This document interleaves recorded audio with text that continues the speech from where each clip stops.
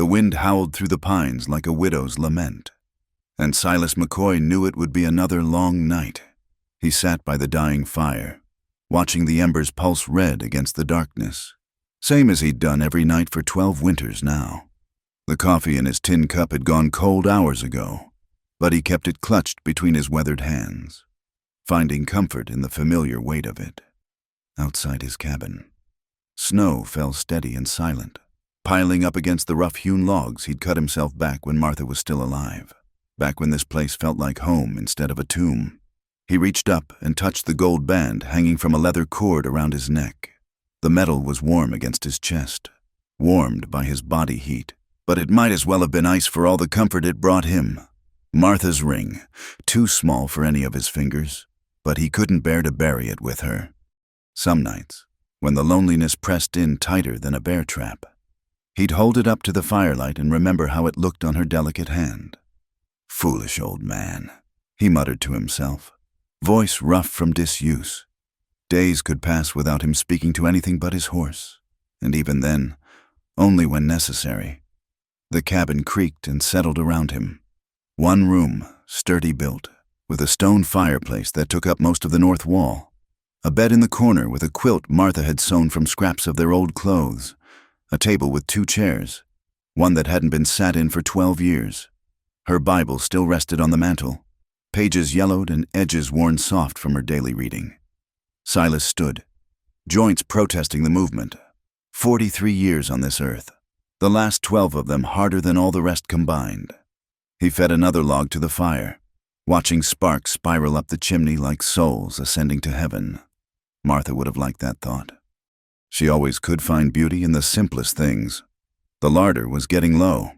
Tomorrow he'd have to check his trap lines, maybe hunt if the weather cleared. The thought of venturing out into the cold made his bones ache. But a man had to eat, had to keep going, even when there wasn't much point to it. He moved to the window, scraping frost from the thick glass with his thumbnail. Nothing out there but white and more white. Trees bending under the weight of snow. The trail down to the valley would be impassable for weeks yet. Not that it mattered.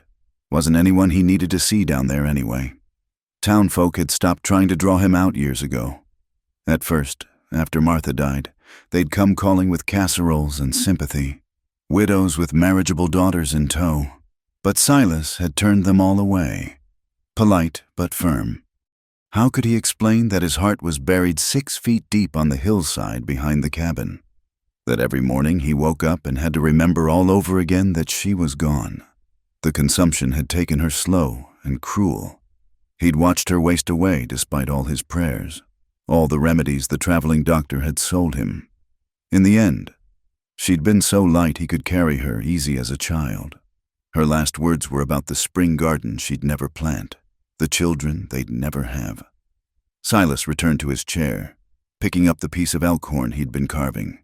His knife moved steady and sure, shaping what would become the handle of a new skinning blade.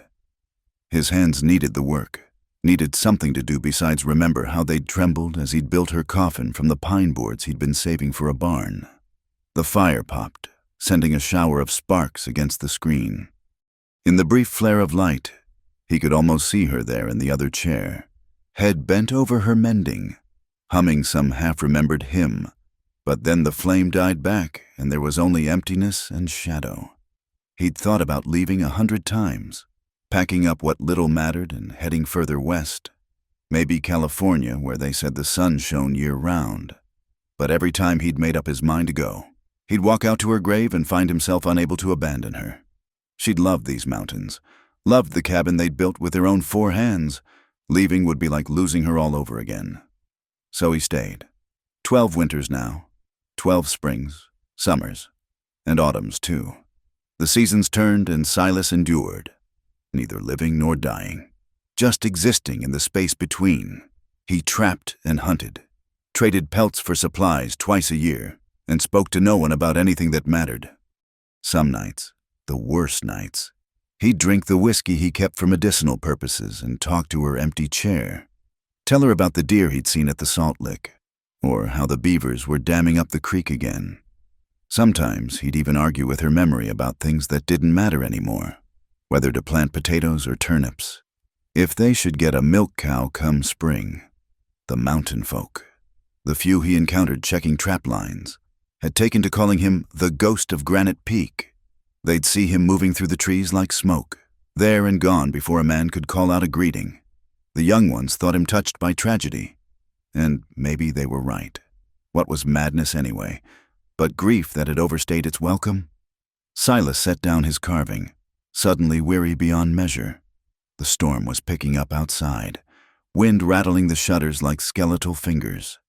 He banked the fire for the night and made his way to the bed, not bothering to remove his boots. The sheets were cold and would stay that way. Body heat was a poor substitute for the warmth of another person. As he lay there listening to the storm, he wondered, not for the first time, how many more winters he had in him, how many more nights of cold coffee and empty chairs, how many more mornings of waking up and reaching for someone who wasn't there.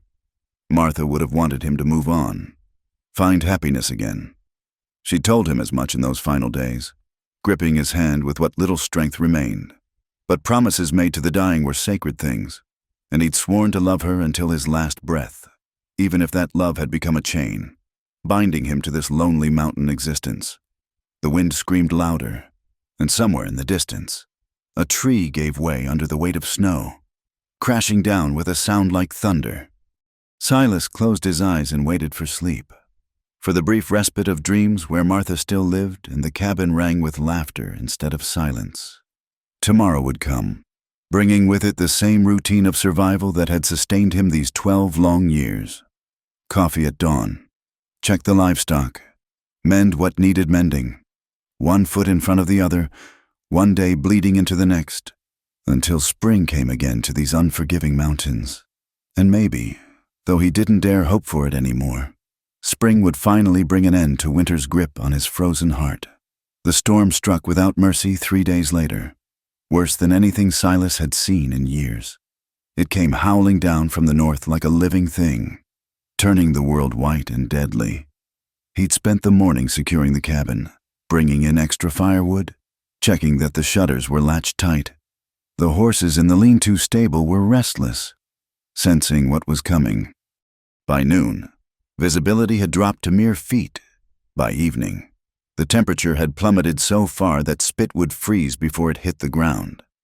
Silas sat by his fire, listening to the wind try to tear his roof off, and thanked the Lord he'd had the sense to stock up on supplies.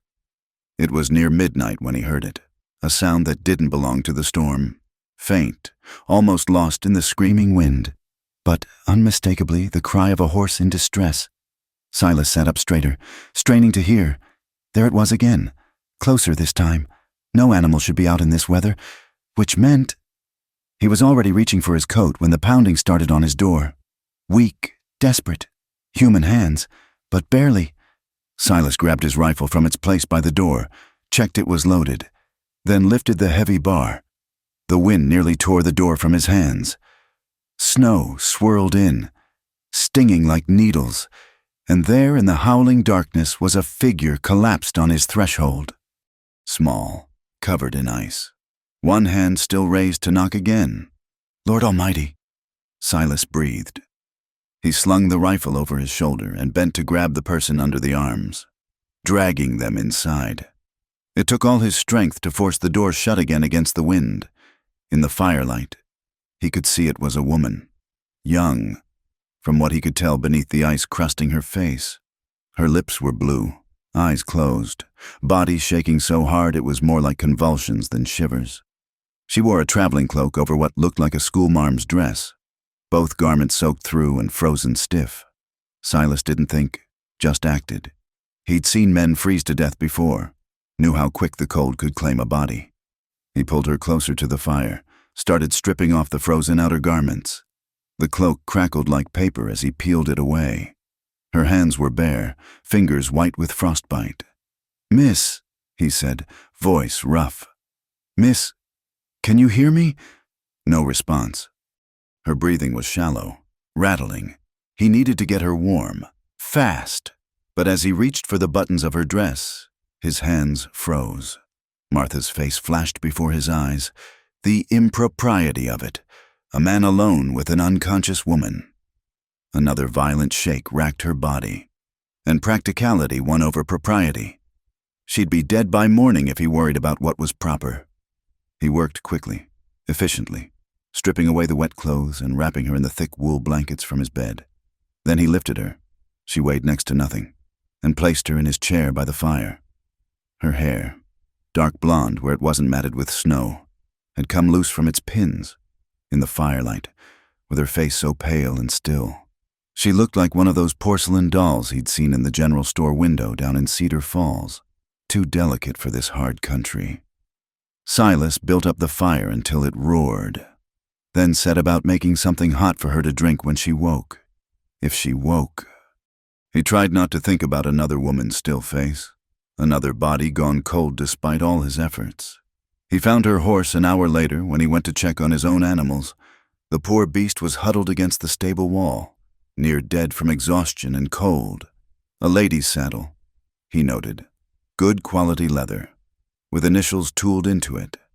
A.R. in the saddlebags. He found what confirmed his suspicions. Teaching certificates, a letter of employment from the Cedar Falls School Board, and a small leather journal with Miss Abigail Rivers, written in careful script on the inside cover. A school teacher, Lord help her. What was she doing trying to reach town in this weather? The position must have been important to risk traveling with a storm brewing.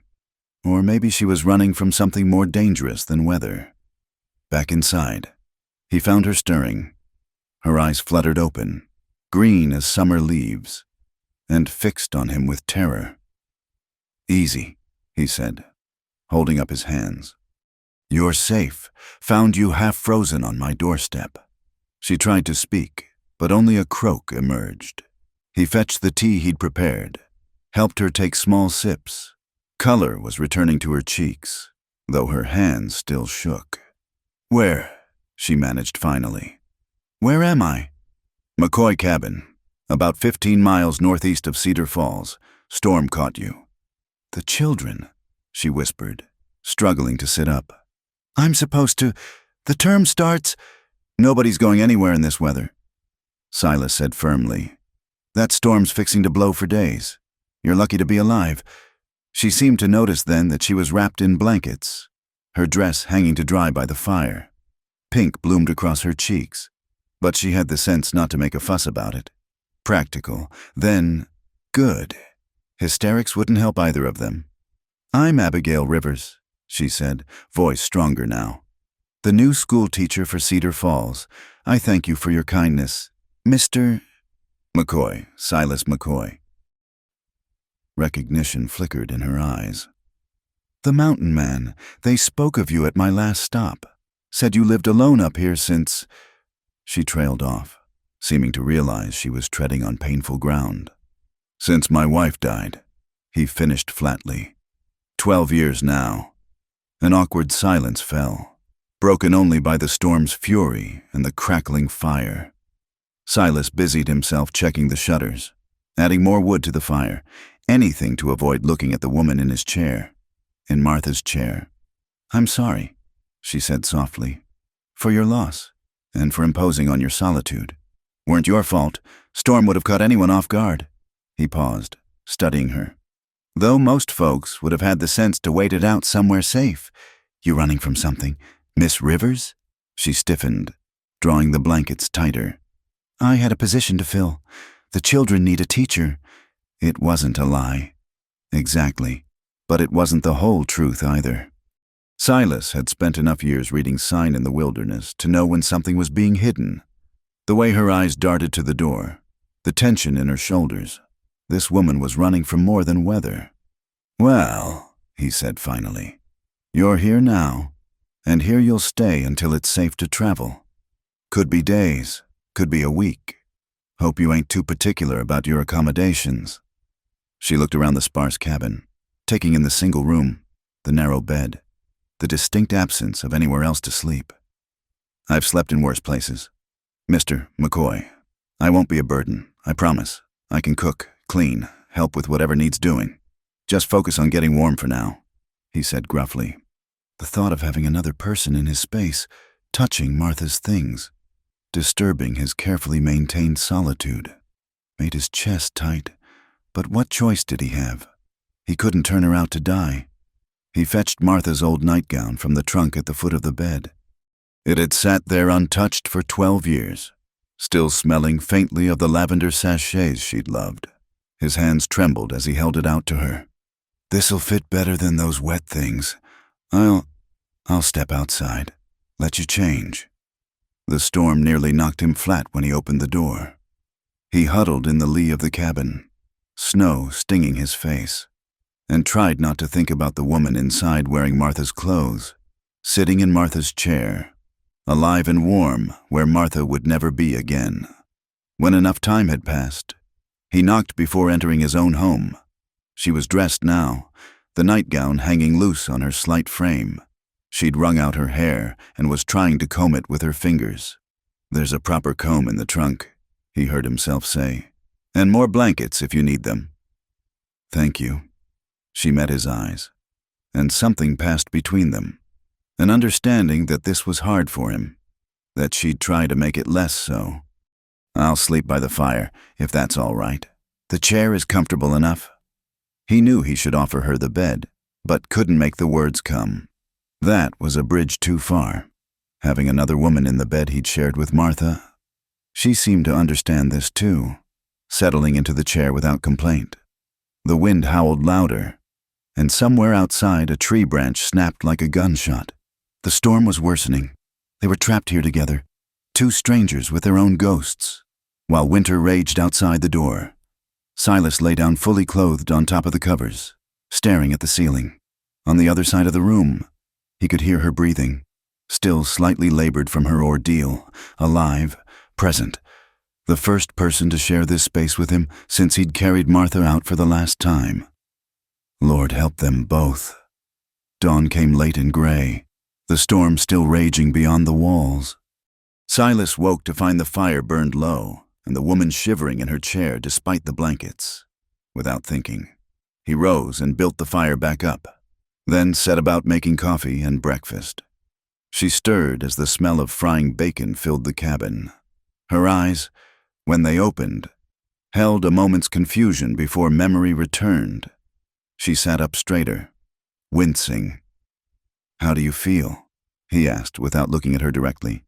"Like I've been trampled by a team of horses," she admitted, "but alive, thanks to you." He set a plate before her, bacon, biscuit, a portion of preserved peaches he'd been saving. She ate slowly at first, then with increasing appetite. Good. She'd need strength to heal properly. "Your horse made it," he told her.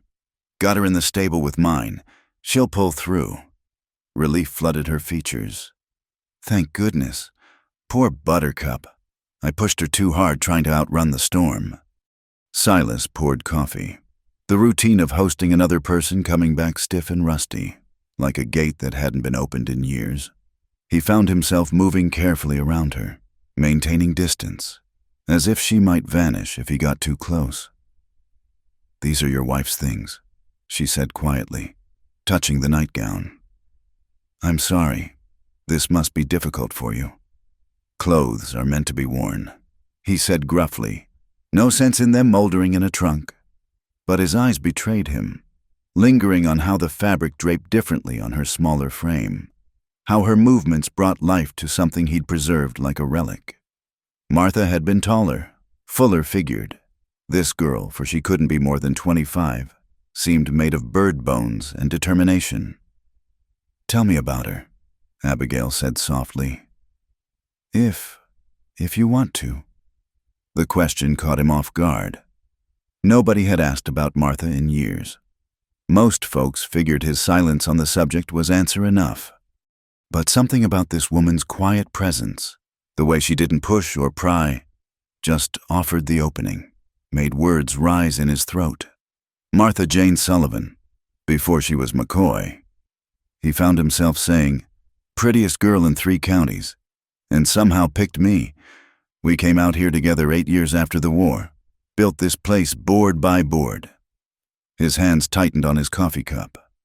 She was stronger than she looked, could shoot straight as any man, birth a calf, and still have supper on the table come evening. She sounds remarkable. She was, the past tense still hurt to say. Took sick winter of 63. Consumption. Fought it near 2 years before. He stopped, unable to finish. Abigail didn't offer empty platitudes or try to fill the silence. She just sat, bearing witness to his grief, and somehow that was better than words. The morning passed strange and stilted.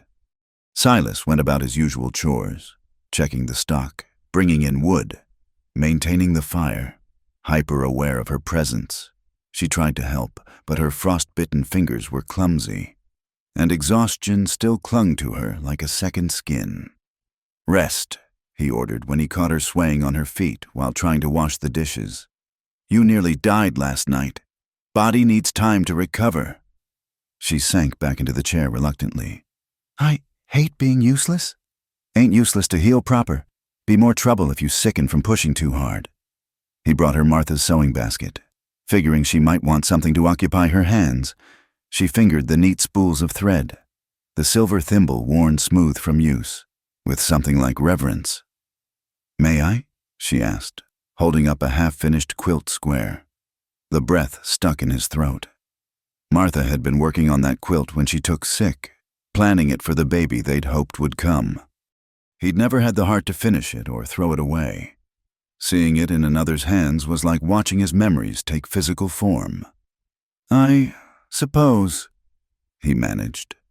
Her needlework was neat and precise. He noticed teacher's hands, used to detail. She hummed softly as she worked, some hymn he half recognized.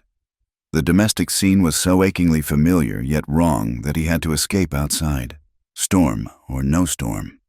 The wind near knocked him down, but he made it to the woodshed and stood there shaking, not from cold, but from the earthquake happening inside his chest. 12 years he'd kept everything exactly as Martha left it. 12 years of living in a museum of memory. And now this stranger sat in Martha's chair, wearing Martha's clothes, finishing Martha's work.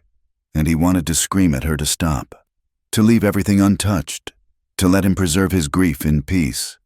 But another part, a part he'd thought dead and buried, whispered that Martha would be glad. She'd hate seeing her things go unused, her quilts unfinished. She'd want life in this cabin again, even if it wasn't hers.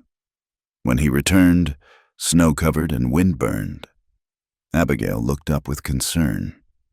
"You were gone so long. I worried. Just checking things," he said roughly. "Storm's not letting up."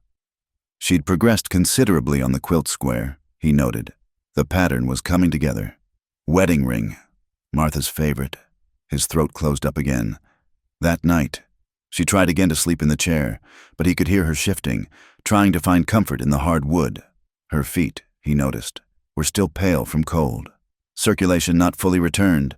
The chair was too far from the fire for proper warmth. "Take the bed," he said finally. "I'll sleep on the floor nearer the fire." "I couldn't, wasn't a question." He pulled the tick mattress from the bed frame, dragged it closer to the hearth. "You need proper rest to heal." The gratitude in her eyes made him uncomfortable. He busied himself arranging his makeshift bed while she settled into the real one. The ropes creaked as they adjusted to her lighter weight. Different.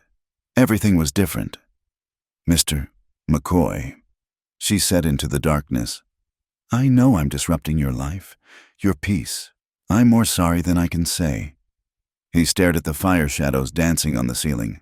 "Not your fault. Would have done the same for anyone. But would he, if it had been a man, or an older woman? Would it twist him up the same way? He didn't think so. There was something about her, youth, maybe, or the quiet strength beneath her fragility, that reminded him too sharp of what he'd lost, what he'd never have again. "Still," she persisted, "you've been alone a long time, having someone intrude. It must be hard. Go to sleep, Miss Rivers." She fell quiet, but he could tell she wasn't sleeping any more than he was. Two wakeful souls trapped by the storm, pretending rest while memories and questions churned between them. Somewhere in the small hours, he heard her crying, soft, muffled sounds, like she was trying to hide it. He lay still, not knowing what to do. Martha had cried sometimes, early in their marriage when the loneliness and hardship got too heavy. He'd held her then, whispered promises of better days coming, but this woman was a stranger. Her tears weren't his to comfort. Still, they pulled at something in him. Whatever had driven her into that storm was weighing on her now, running from something.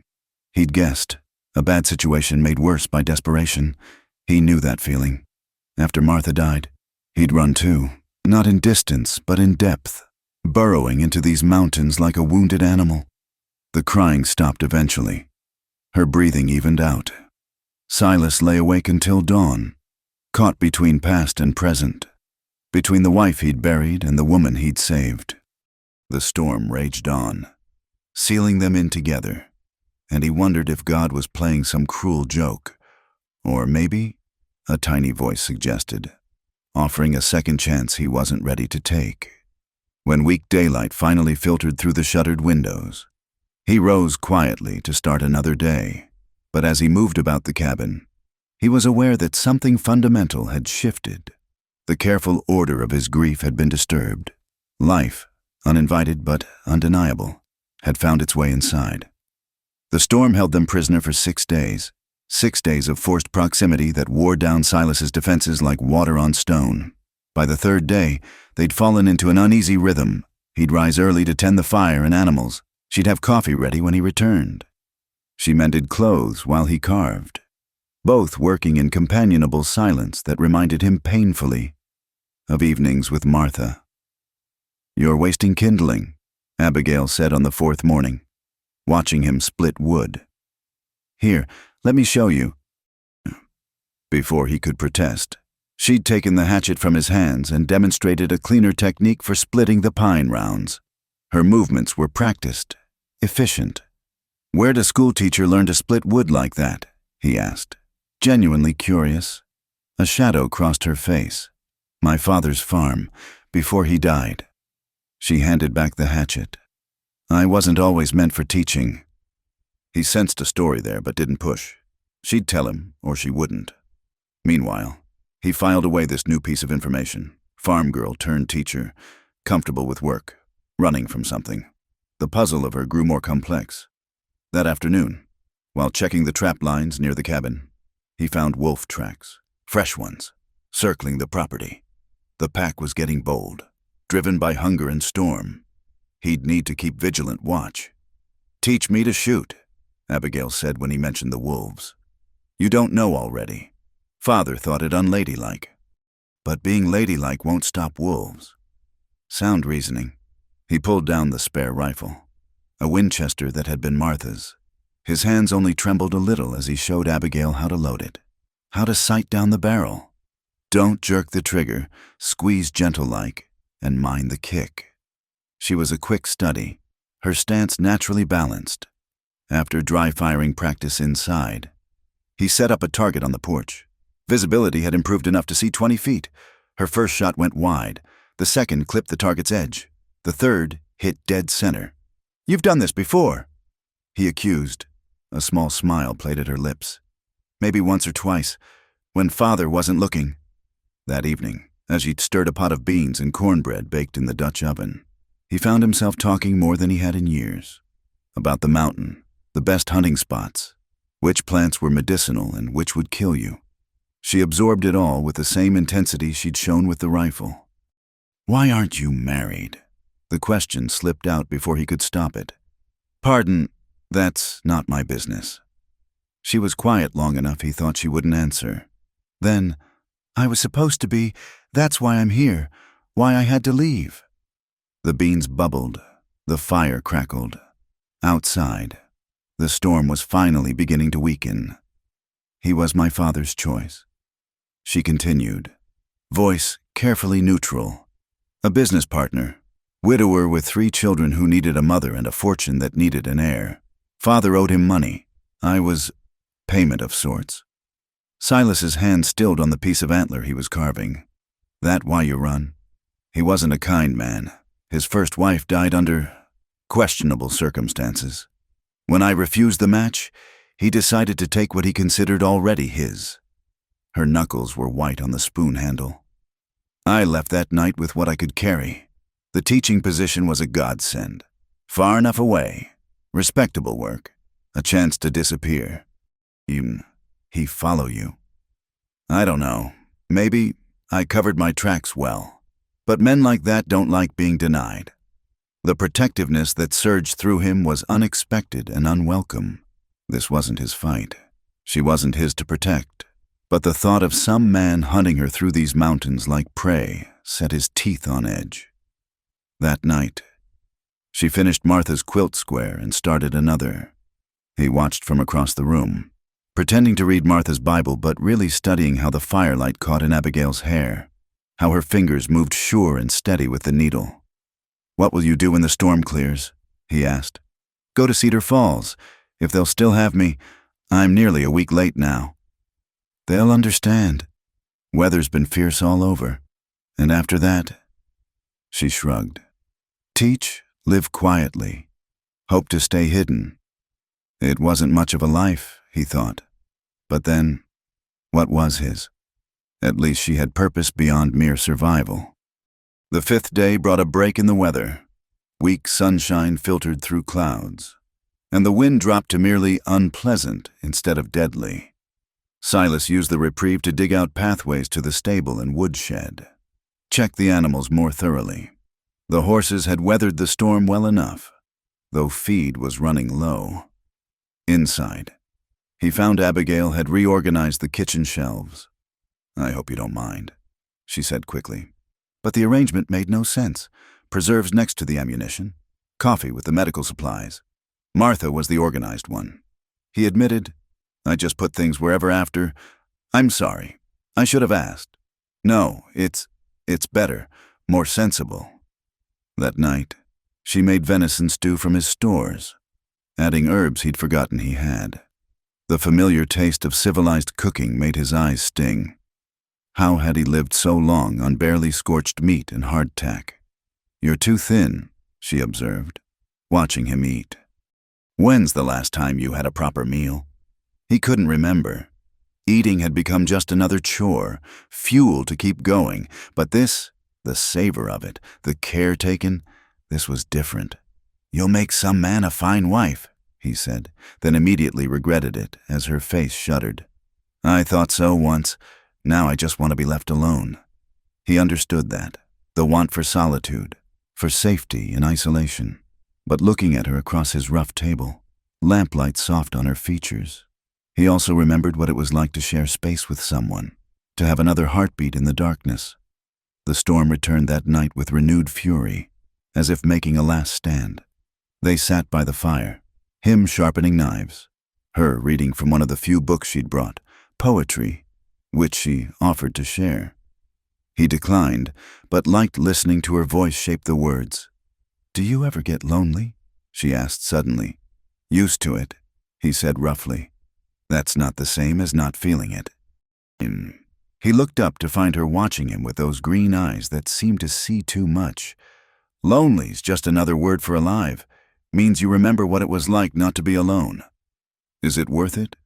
The remembering?" The question hung between them like smoke. He thought of Martha's laugh, her warm weight beside him in bed, the 1,000 small intimacies that made a marriage. Then the answering silence of 12 years. "Don't know," he said finally. "But forgetting seems worse." She nodded slowly, understanding in her eyes. Whatever she was running from had taught her about loss too. On the 6th morning, Silas woke to stillness. The howling had stopped. He cracked the door to find the world transformed, white and pristine under a clear sky. The air so cold it hurt to breathe, but finally, blessedly calm. "Storms broke," he announced. Abigail joined him at the door, wrapping a blanket around her shoulders. Together they looked out at the buried landscape, beautiful and treacherous. "Trail won't be passable for days yet," he said. "Snow's too deep. I understand." But he heard relief in her voice. A few more days of safety, of hiding. That afternoon, they ventured out together to dig out the stable properly and tend the horses. She worked steady beside him. No complaints about the cold or the labor. When they finished, her cheeks were red with windburn and exertion, eyes bright. She looked alive in a way she hadn't when he dragged her in from the storm. "Thank you," she said as they headed back to the cabin. "For everything. I know I've disrupted your life terribly. Maybe it needed disrupting," he heard himself say. That night, their last before the trails would be clear enough to attempt, neither of them slept well. The cabin felt different knowing she'd soon be gone, emptier already, like it was preparing to return to its tomb-like quiet. The wolves came at dusk on the 7th day, just as Silas was preparing to guide Abigail down the mountain come morning. He'd spent the afternoon breaking trail partway to the valley, testing the snow depth, making sure the route would be passable. The work had taken him farther from the cabin than he'd been all week. He was returning, tired but satisfied with the progress, when he heard them, that distinctive howl that raised the hair on a man's neck, not far off, and more than one. The pack he'd been tracking had finally worked up the courage. Silas quickened his pace, rifle ready. The cabin came into view through the trees, lamplight warm in the window. Safe. Then he saw them, 4 shadows circling the building, testing for weakness, and on the porch. Abigail stood with Martha's Winchester, facing them down. "Get inside," he shouted, but the wind threw his words back. One wolf, bigger than the rest, stalked closer. The alpha. Abigail raised the rifle steady, no panic in her movements. The wolf gathered itself to spring, and she fired. The crack echoed off the mountains. The wolf dropped mid-leap, dead before it hit the snow. The others scattered, but not far. They'd be back. Wolves didn't give up easy when hunger drove them. Silas reached the porch as Abigail worked the lever, ejecting the spent cartridge. Her hands were steady, but her face had gone pale.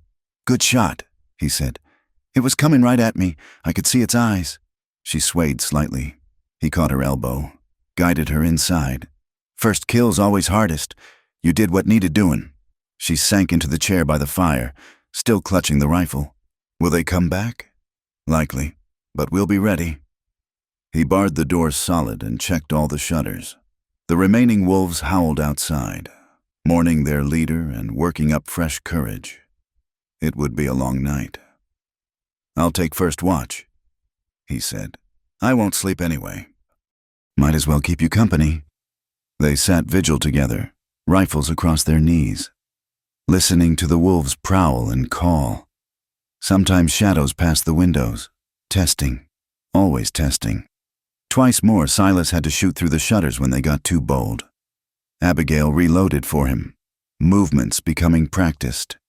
"Strange way to spend our last night," she said during a lull. "Could have done without the excitement," he agreed. Around midnight, scratching sounds came from the roof. The wolves had found a way up, probably via the woodpile. Silas cursed his carelessness in stacking it so high against the cabin wall. "Can they get through?" Abigail whispered. "Roof's solid, but they might find a weak spot." He studied the ceiling, calculating angles. "If they do..." A loud thump overhead, then scrabbling. Claws on wood. Testing. Always testing. That's when they heard it. A different sound. Barking, fierce and wild, followed by snarls and the sounds of battle. Something was fighting the wolves. Silas cracked a shutter to peer out. In the moonlight, he saw a large dog attacking the wolves with a savage determination. Not a full dog.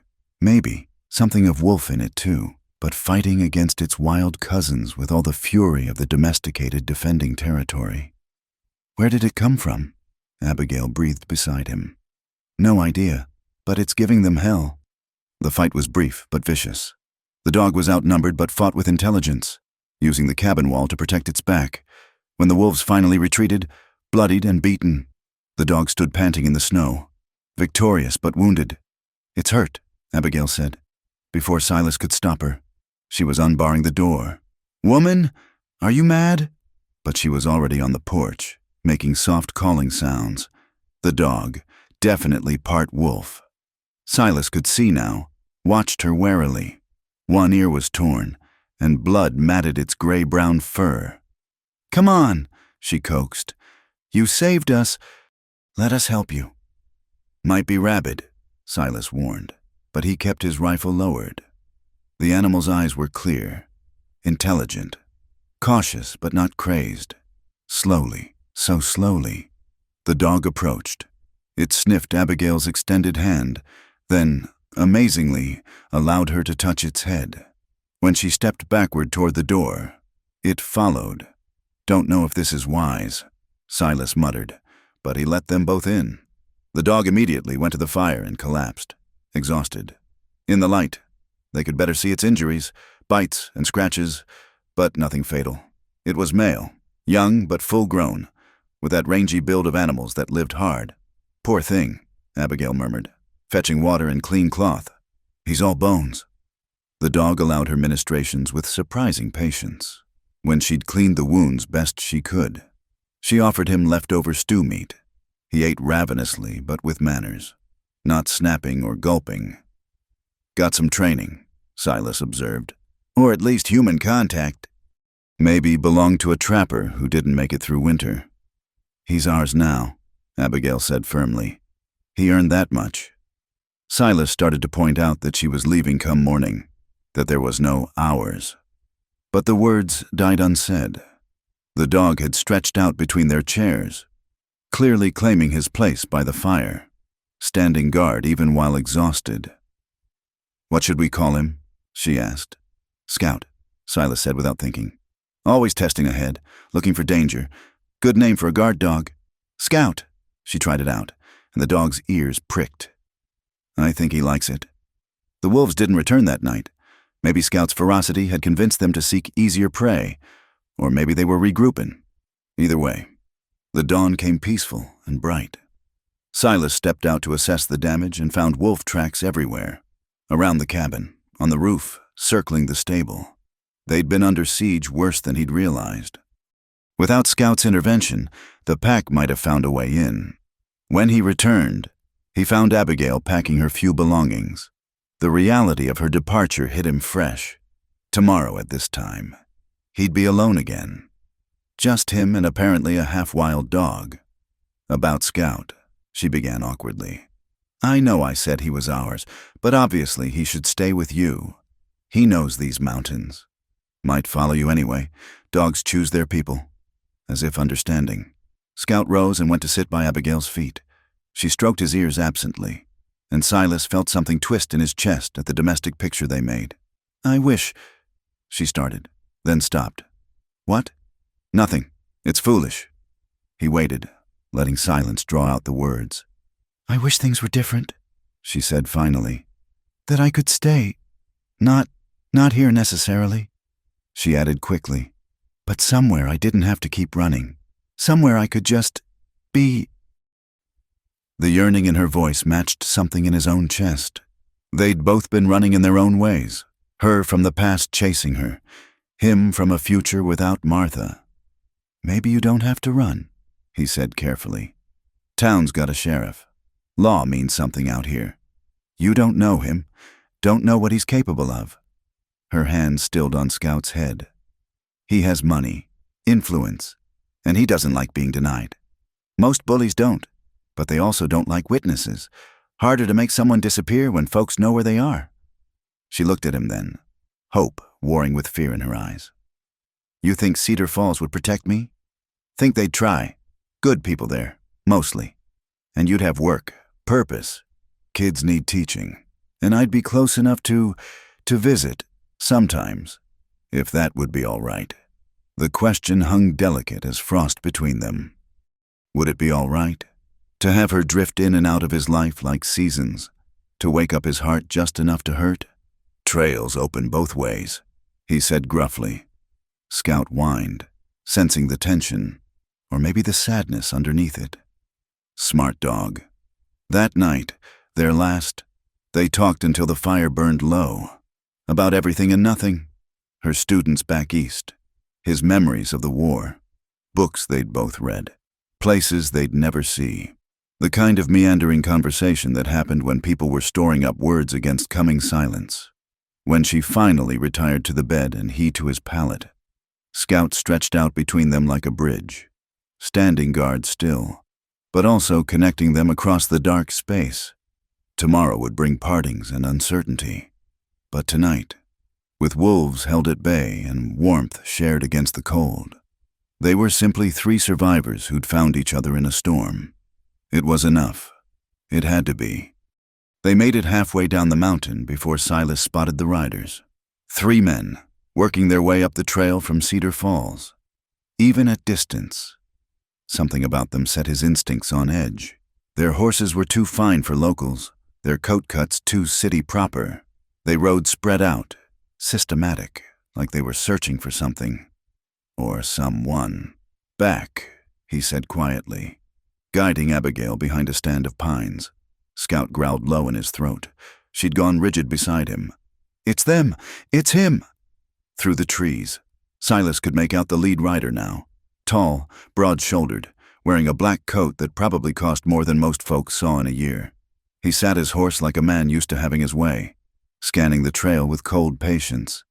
"Harrison Wells," Abigail whispered. "The man I was to marry." "You're sure?" "I'd know him anywhere. The other 2 are his men, Cooper and Dixon. They do whatever he asks. No questions." Silas calculated quickly.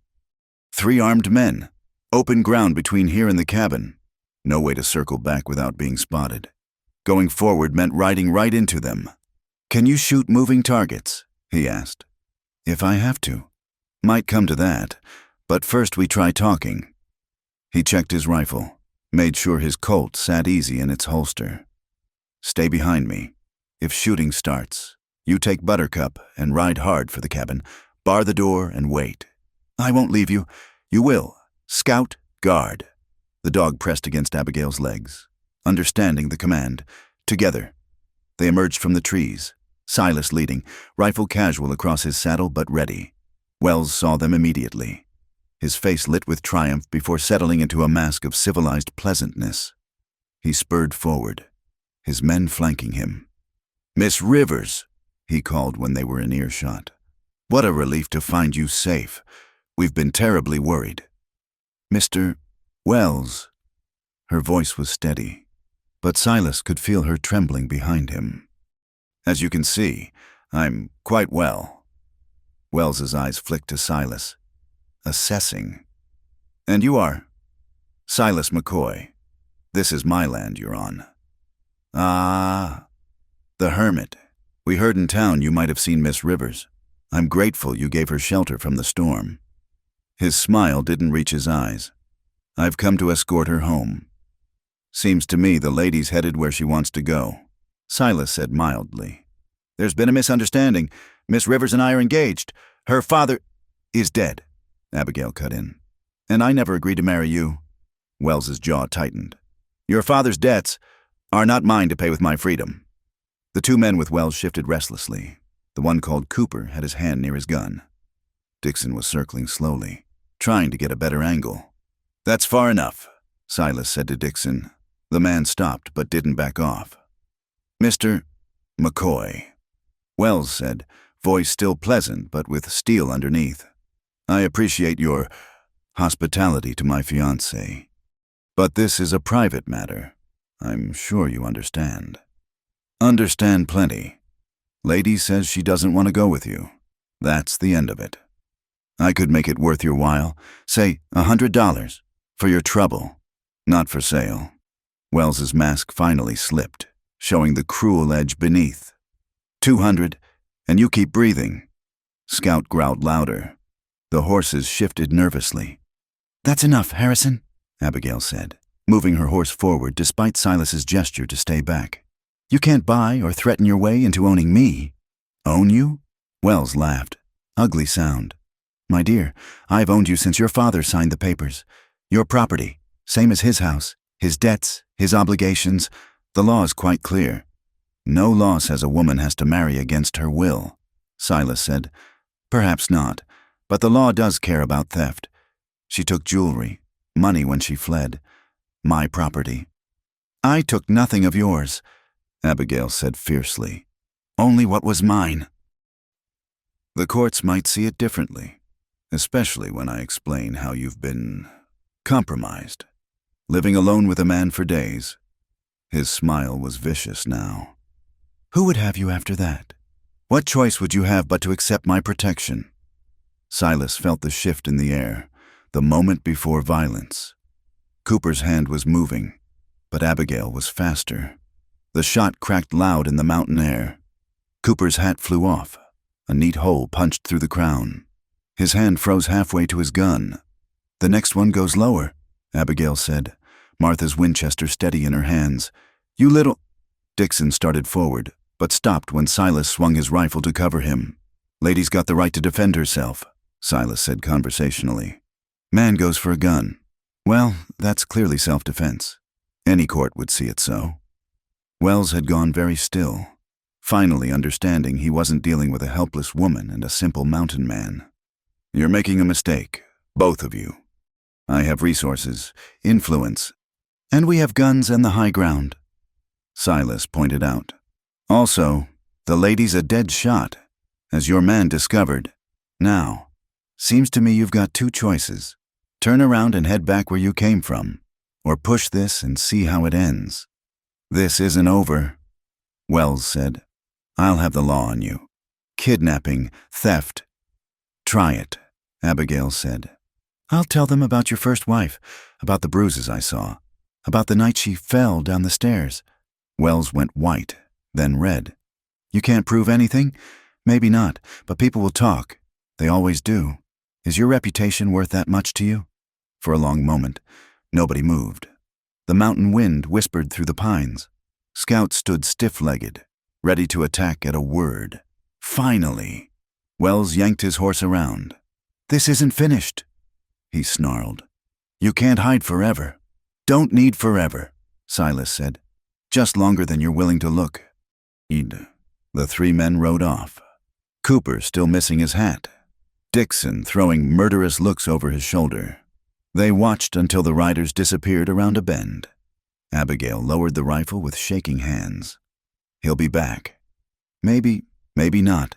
Bullies like easy targets. You showed him you're not one. You don't know him like I do. He doesn't give up when he wants something. Silas considered. She was probably right. Men like Wells, used to getting their way, didn't handle defiance well. He'd stew on this, plan something. Come on, he said finally. Let's get you to town. Sheriff needs to know about this. They rode watchful and ready, but no one followed. At the edge of Cedar Falls, where the trail widened into the main street, Abigail pulled up. I don't know how to thank you, she said. For everything. I'd be dead twice over without you. You held your own. That was a nice shot. I had a good teacher. She smiled, but it was sad. Will I... That is, might you come to town sometimes? For supplies. He thought about it. 12 years of avoiding town, avoiding people, but looking at her, brave and determined despite her fear. He found himself nodding. Might. If the weather holds, I'll be at the schoolhouse. If you needed anything, or Scout did. The dog whined at his name, clearly torn between following Abigail and staying with Silas. Go on, Silas told him. See her safe to town. Scout trotted ahead, taking point like the guardian he'd become. Abigail looked back once, raised her hand in farewell, then rode on toward her new life. Silas sat his horse a long moment, watching until she disappeared among the buildings. Then he turned back toward the mountain, toward the empty cabin and the silence he'd thought he wanted. But something had changed.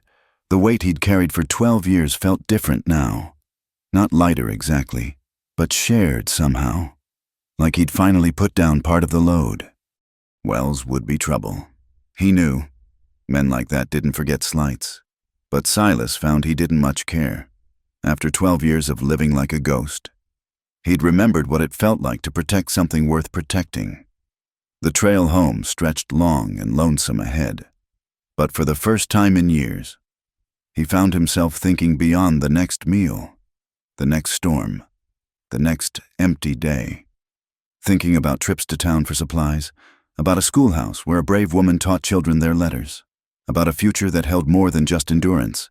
It wasn't love. He wouldn't let it be that. But it was life. creeping back in despite his best efforts to keep it out. And maybe, he thought as he rode toward home, that was enough for now. The trouble came 3 weeks later, just as the last of the snow was melting from the lower slopes. Silas had made 2 trips to town in that time, telling himself it was for supplies he didn't really need. Both times, he'd seen Abigail from a distance, surrounded by children at the schoolhouse, buying fabric at the general store, walking with Scout, who'd taken to splitting his time between mountain and town. He hadn't approached. Watching her settle into her new life was enough.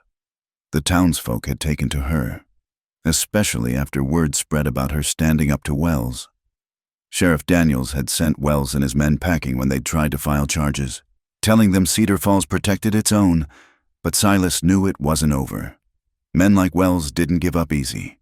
He was proven right when Scout came racing up the mountain trail alone, barking frantic. The dog was lathered with sweat, had run hard and fast. He grabbed Silas's sleeve in his teeth, tugging toward town.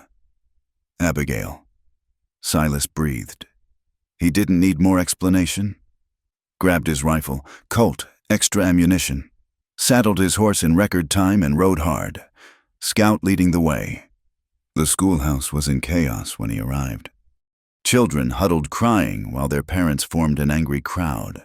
Sheriff Daniels stood on the steps, trying to maintain order.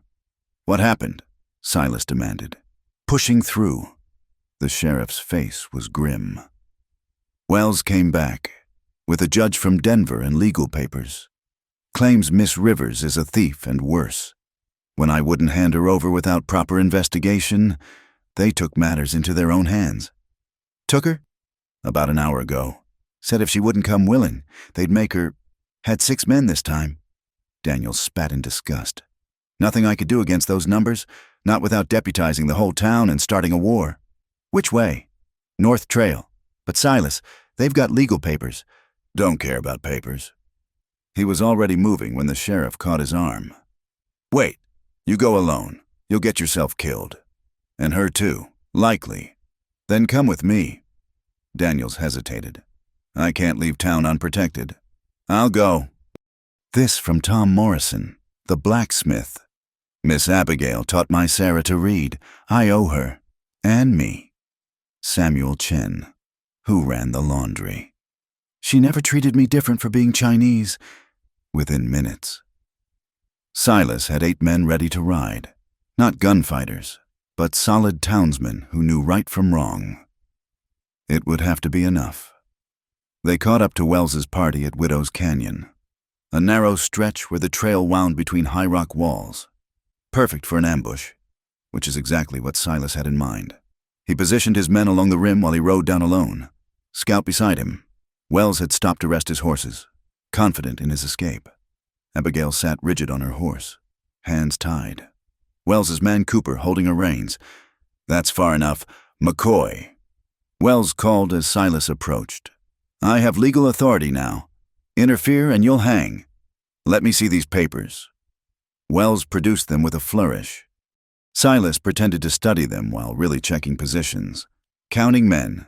6, like Daniel said, but comfortable, unaware of the rifles trained on them from above. Says here she stole $500 in jewelry. Silas noted, among other things. Funny, she came to my cabin with nothing but the clothes on her back, no money, no jewelry, nothing but a teaching certificate and a Bible. She hid it, obviously. Where? In a snowbank? You saw her. Wells, half dead from cold. Nobody carrying stolen goods pushes that hard through a blizzard. Wells's face darkened. The judge believed my evidence. How much that cost you? How dare? Here's what I think. Silas continued, calm as discussing weather. You paid a judge to write papers based on lies. That's not law. That's kidnapping. You ignorant mountain trash. Maybe, but I know truth from lies. And I know you're not taking her. Cooper reached for his gun. Scout lunged, taking him off his horse before he could clear leather. At the same moment, 8 rifles appeared along the canyon rim. Evening, Wells. Tom Morrison called down. Seems you're outnumbered. Wells's men froze, suddenly understanding their position. caught in a natural trap with guns on all sides. "This is illegal," Wells sputtered. "You're interfering with a lawful arrest." "Nothing lawful about it," Sheriff Daniels said, riding into view. "I've been doing some checking since you left. Telegraph Denver. That judge you bought? He's been under investigation for taking bribes. His papers aren't worth the ink they're written with." While they'd been talking, Silas had moved his horse next to Abigail's. He cut her bonds with his knife, steady under Wells's furious gaze. "You all right?" he asked quietly. "Now I am." Her voice shook, but her spine was straight. "This isn't over," Wells snarled. "I'll bring real law next time. Federal marshals. You backwards fools can't protect her forever. Actually, we can." Silas had made his decision the moment he'd seen Scout racing up the trail. "Miss Rivers, I know this isn't how it should be done, but given the circumstances, and with these men as witnesses, would you do me the honor of becoming my wife?" The canyon went silent except for the wind. Abigail's eyes widened, understanding flooding her face. "A husband can't be forced to testify against his wife," she said softly. "And a wife's property becomes her husband's. Legally speaking, there'd be nothing to steal. More than that, you'd have legal protection, a name that carries weight in these parts. The McCoy family's been here since before statehood. That means something to real judges." Wells had gone purple. "You can't be serious. She barely knows you." "Knows me better than you," Silas said. "I never tried to buy her like cattle." Abigail looked at him for a long moment. He saw the calculation in her eyes, the weighing of options, but something else too, a warmth that hadn't been there before. "I accept," she said clearly. "If you're certain." "I am." "This is ridiculous," Wells exploded. "You can't just— Actually, they can," Sheriff Daniels interrupted. "As a legally appointed sheriff, I have the authority to perform marriages. Tom, Samuel, you'll witness?" "Gladly," both men said. What followed was the strangest wedding ceremony Silas had ever seen, performed on horseback in a canyon, with guns drawn and enemies watching. Daniels spoke the words quick but legal. Tom produced a piece of wire from his saddlebag that served for a ring. Scout sat between the horses, tail wagging like he'd planned this all along. "Do you, Silas McCoy, take this woman as your lawfully wedded wife?" "I do." The words came easier than expected. "Do you, Abigail Rivers, take this man as your lawfully wedded husband?" "I do." Her voice was strong, defiant. "Then, by the power vested in me by the state of Colorado, I pronounce you man and wife." Wells made an inarticulate sound of rage. "This won't stand. I'll have it annulled." "On what grounds?" Daniels asked mildly.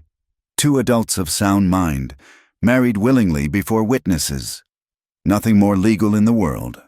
"She's mine." The mask finally slipped completely, showing the ugly truth beneath. "Her father promised. I paid—" "You paid for a woman like property," Abigail said. "But I'm not for sale. Not then, not now, not ever." Silas moved his horse between her and Wells. "You heard my wife. Now get out of our territory before these good men decide you need a more permanent lesson in manners." For a moment, violence trembled in the air. Then Cooper, still bleeding from Scout's attack, spoke up. "It's over, Mr.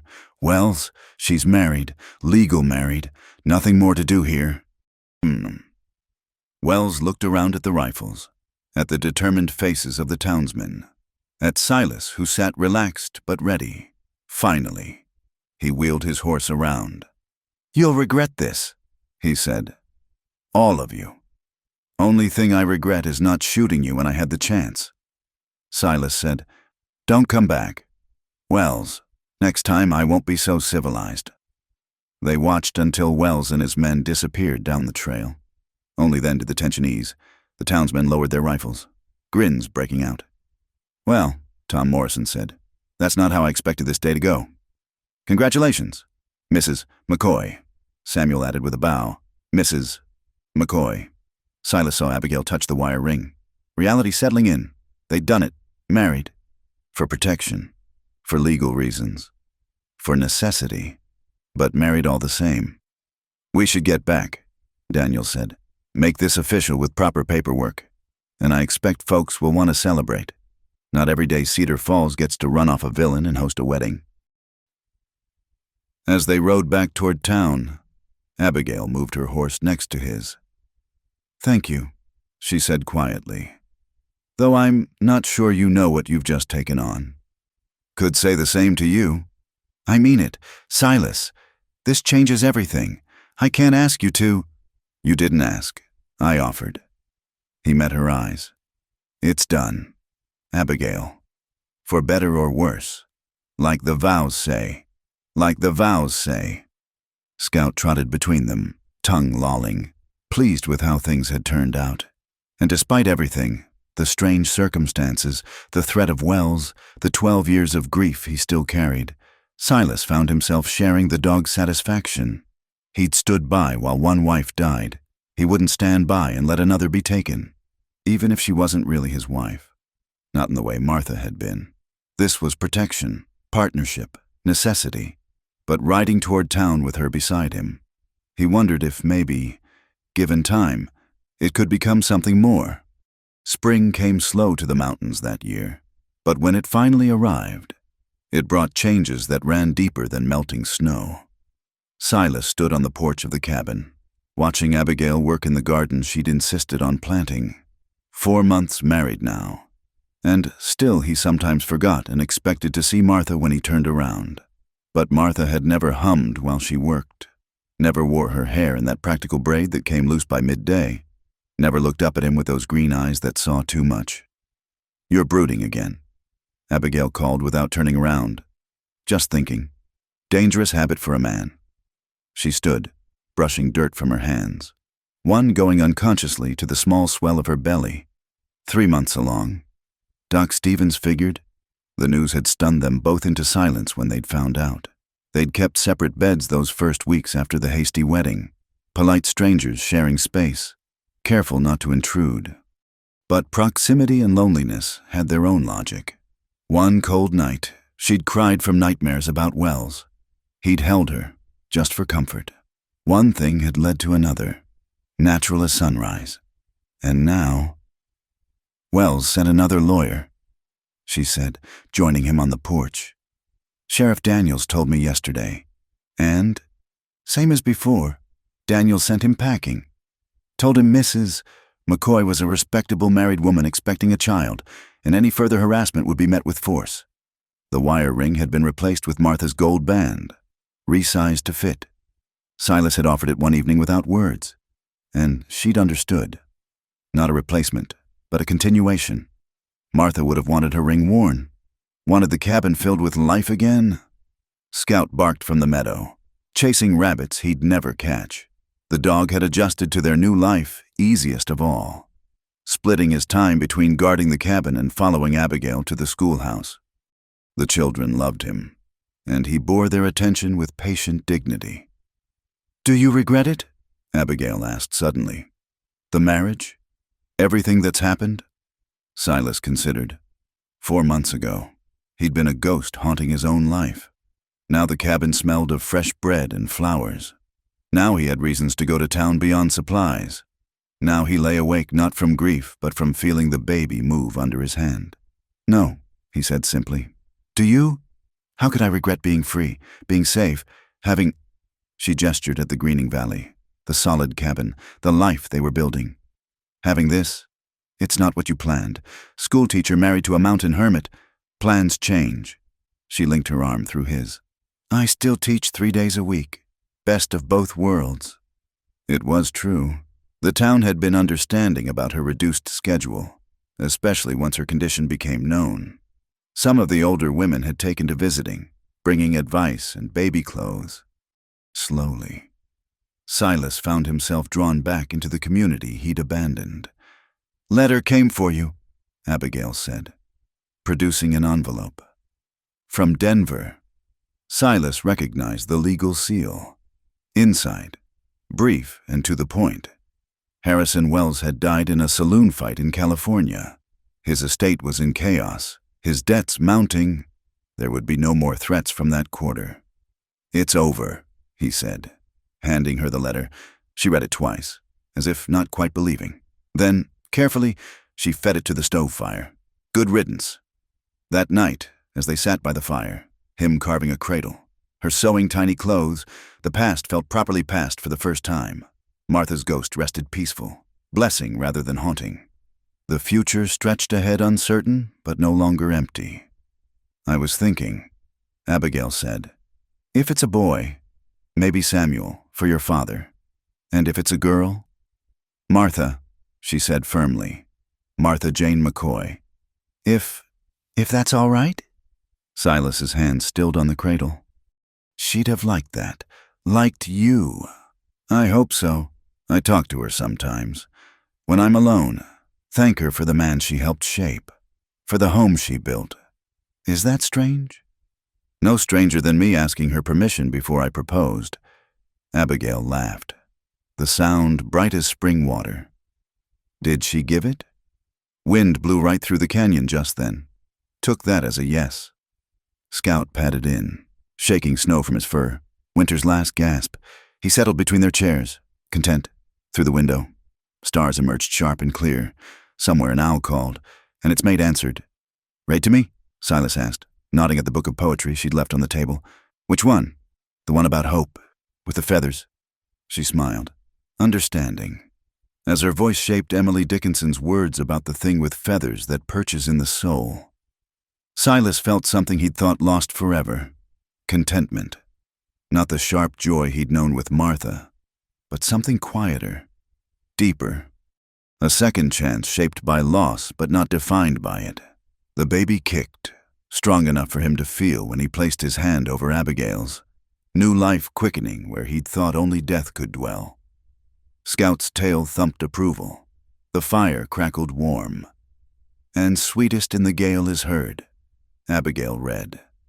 And sore must be the storm. Storm-tested. They were. Both of them. But here in the shelter they'd built together, not just of logs and stone, but of trust and courage and stubborn hope, they'd found harbor. The gales might blow again, but the cabin would stand. The fire would burn. Life would go on. When the poem ended, they sat in companionable silence. Then Abigail spoke, soft but sure. I love you. Silas McCoy. Not from gratitude or necessity, but truly. He'd wondered if he'd ever say the words again. If he could. But looking at her, brave woman who'd faced down wolves and worse, who'd brought spring back to his winter heart, they came natural as breathing. And I love you, Abigail McCoy, truly. Scout huffed approval. New snow began to fall, but gentle now, blessing rather than threat. Inside the cabin, warm and bright with love both old and new. The McCoy family, for they were truly family now, settled in for the night. Come morning, there would be chores and challenges. The baby would arrive with summer, bringing joy and terror in equal measure. Town would gossip, seasons would turn. Life would insist on being lived, but for tonight, in the shelter of their mountain home, with the storm held at bay and hope perching bright in their souls, it was enough. More than enough. It was everything. And on the wall, in the photograph Silas had finally hung, Martha smiled her blessing on them all. Thank you for listening to our Wild West love story. Where are you tuning in from today? Drop a comment below and let's connect across the miles. Don't forget to subscribe to From Wild West channel and share your thoughts on Silas and Abigail's journey. Did their story touch your heart as much as it touched mine? Let me know.